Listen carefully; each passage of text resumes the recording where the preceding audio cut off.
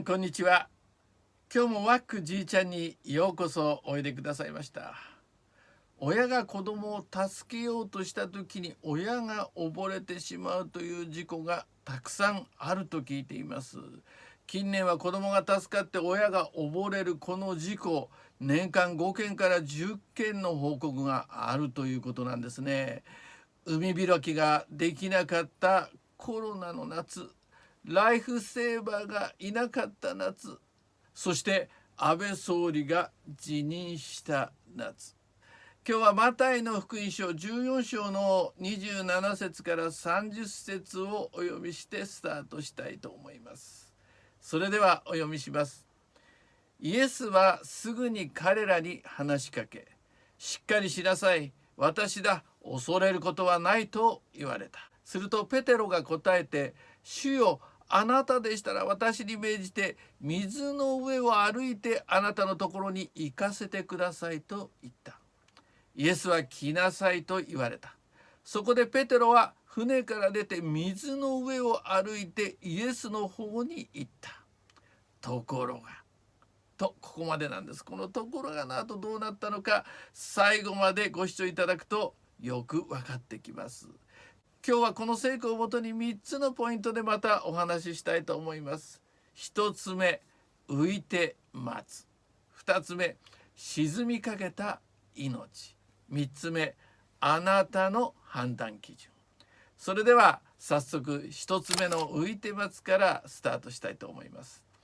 子供が水に落ちて流されたりすると誰もが慌てて、その慌てた親が海に飛び込んだりプールに飛び込んで助けようとするんですが、親が溺れて子供だけが助かるケースが今年はまた多いということなんですね。今子どもたちは学校のプールといってもコロナでなかなか入れませんが、ずっと最近の学校で指導してきたのが、溺れた時には浮いて待てという指導なんですね。なのでそれを実践した子どもはいざという時に浮いて待とうとする。ところが飛び込んだ親は浮いてくることはなかった。むしろ助けなくてはという焦りから自分が浮いて救助を待つということなど思いもやらないんですね。私も娘が高校生の時、ちょうど反抗期の頃だったんですけども、夏なのでみんなで遊びに行こう、海に行こうということだったんです。ところが、反抗期なんで自分は行きたくないということだったんですが、しぶしぶついてきたので、あまりみんなといたくない。なのでいつも私たちから離れて海に行っても大きな浮き輪に捕まってあちらの方にいたんですね。でもこちらでは遊んでたんですが、ちょっと気になって見るとですね、何か嫌に遠くにいるなと思って私は桟橋の方をずっと走っていって「おい」と呼んだんですけど、反抗期なんでこちら見るわけはない。しかしよく見るとなぜか海の色が違っているのと、みんながその辺で遊んでいるのとちょっと一つ向こうなんですね。これはちょっともしかしたら離岸流か何かの潮に流されてるのかもしれないと思って、一応私も飛び込んで行くんですけども、なかなかつかな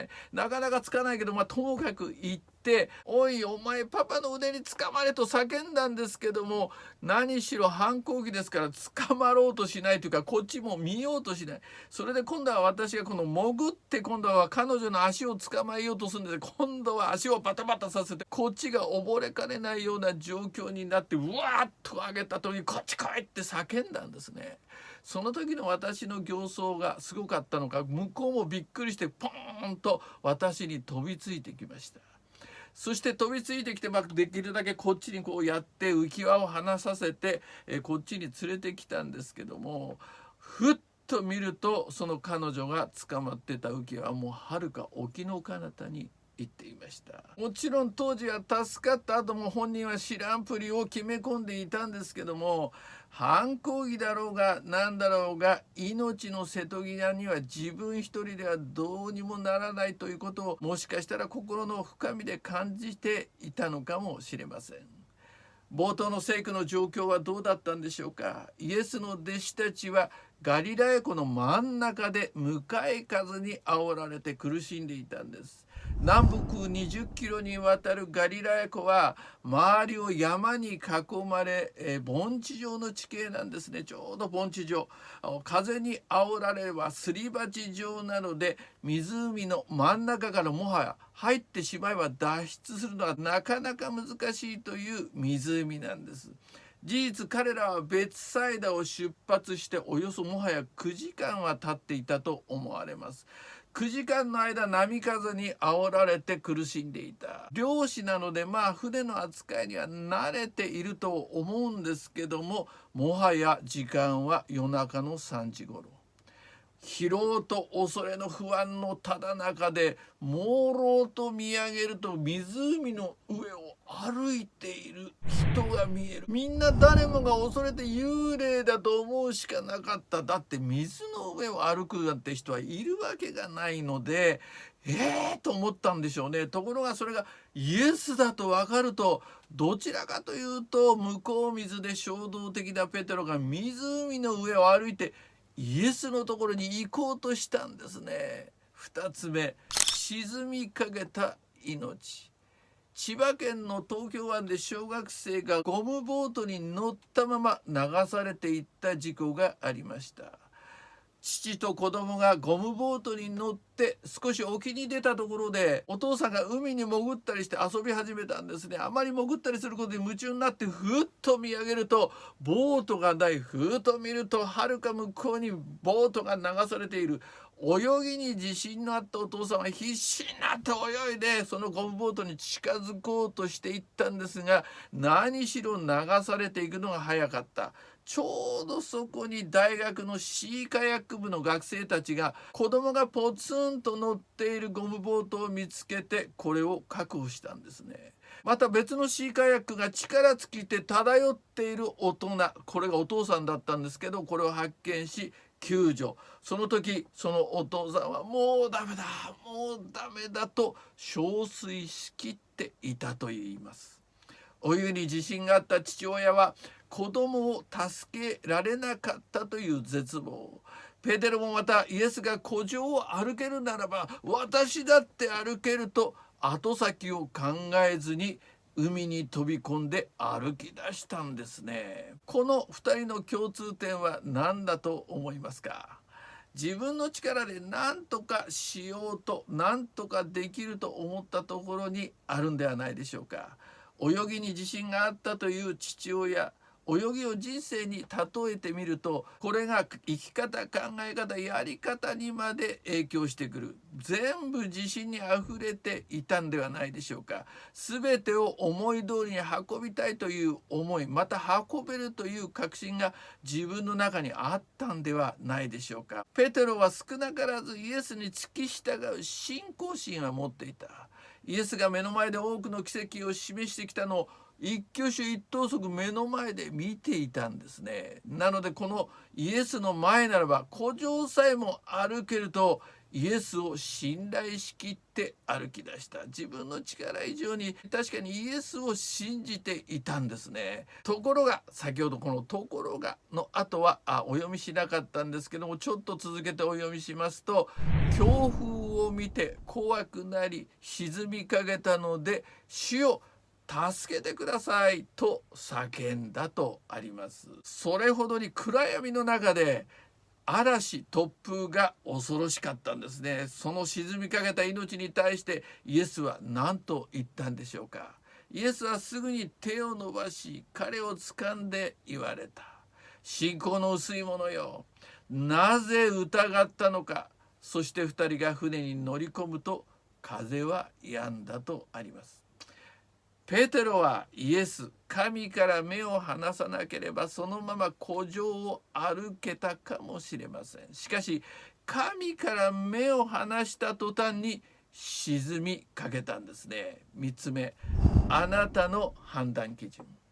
ペテロほどにイエスを信頼していたものでも、自分の命が危なくなった途端にイエスから目を離してしまった。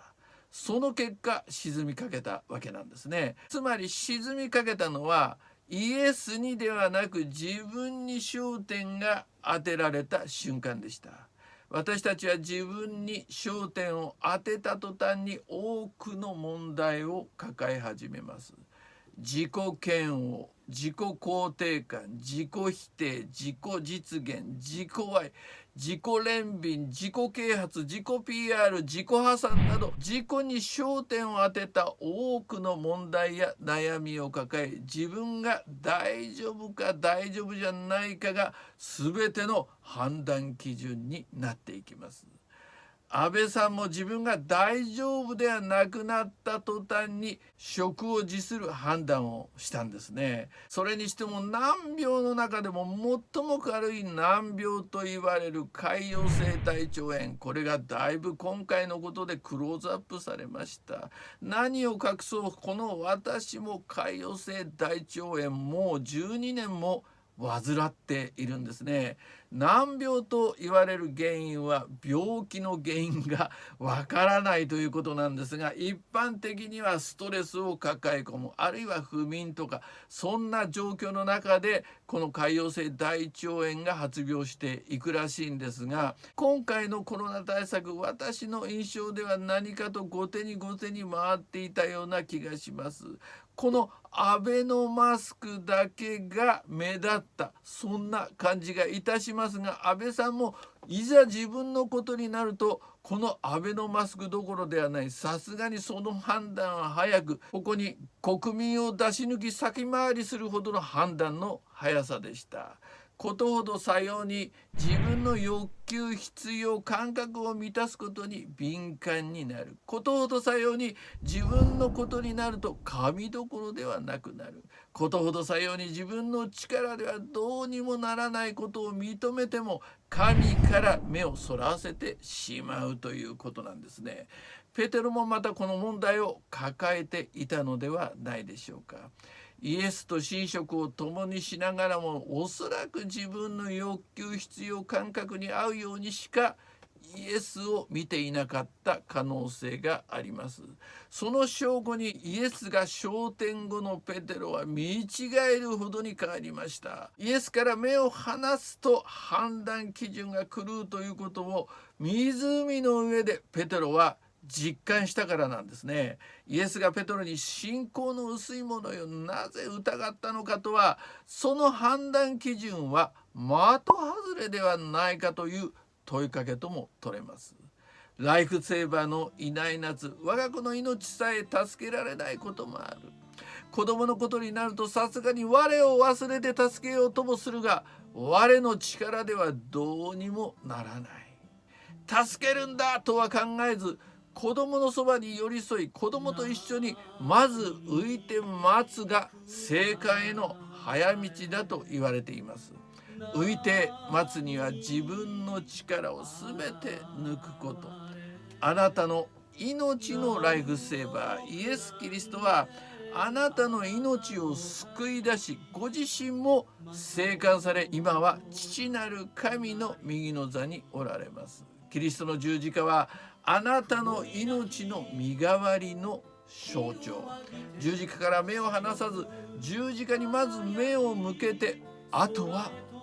浮いて待つ。それがあなたの命の生還への早道であることは確かです。さて次回、人生はぽっかり開いた穴だから、この穴のおかげで見えてくるものがある。あなたの底から、心の底から湧き上がる力とは何でしょうか。ぜひご期待ください。